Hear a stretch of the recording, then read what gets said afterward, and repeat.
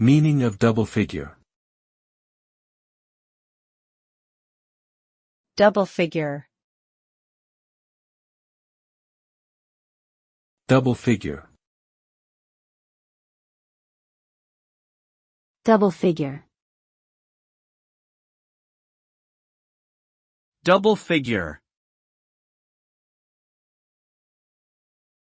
The term double figure is typically used to describe a value or quantity that is greater than 10 but less than 100. It refers to any number that has 2 digits before the decimal point. For example, the number 42 would be considered a double figure value. This term is often used in sports reporting to describe scores or statistics. In business and finance, it may refer to profit or revenue figures.